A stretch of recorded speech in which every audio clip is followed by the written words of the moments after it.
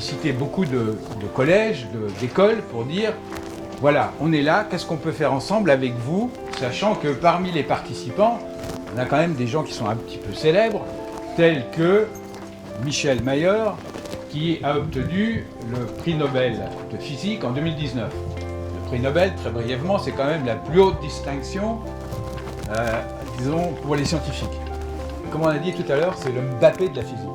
Et je vais passer la parole à Michel. Merci Gilles. Merci à vous. Bonjour. Alors, ceux qui pensent qu'il doit y avoir des planètes avec la vie ailleurs, lèvent la main. Ah ouais. Maintenant, l'inverse, qui pense qu'il n'y en a pas? Bon. Je ne peux pas dire qui a raison parce qu'on ne sait pas la réponse. Je pense quand même qu'il y a une majorité de personnes qui pensent que la vie existe ailleurs dans l'univers.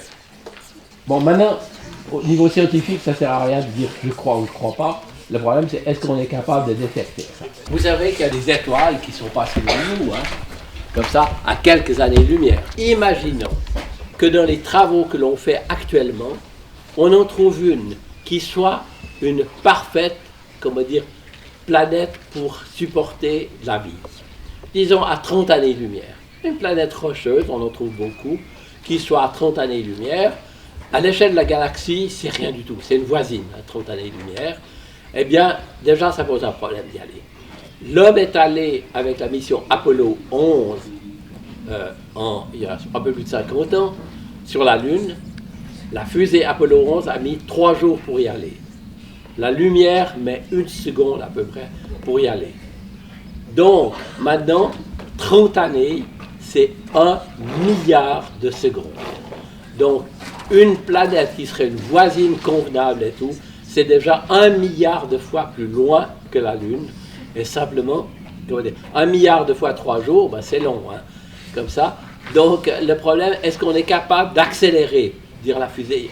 Alors, vous avez tous eu l'occasion, j'imagine, de voir des films du genre Star Wars ou des choses comme ça, où on passe d'une civilisation à une autre, d'une planète à une autre, d'une galaxie à une autre, etc. C'est très sympa comme scénario, comme histoire, mais ça n'a rien à voir avec la physique et la réalité. On ne pourra pas aller sur une autre planète habitable.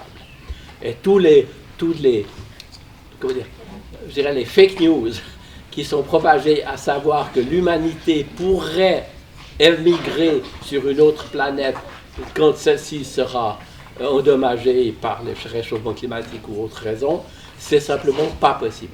L'homme est lié à cette planète et n'a aucun moyen d'émigrer vers une exoplanète, même parfaite soit-elle. Alors, aller dans le système solaire, oui, mais c'est pas sympa pour y habiter. Donc voilà, donc c'était peut-être le seul message. On en trouve tant qu'on en veut, des exoplanètes. Il y en a des très confortables, peut-être pour la vie, mais on n'ira pas.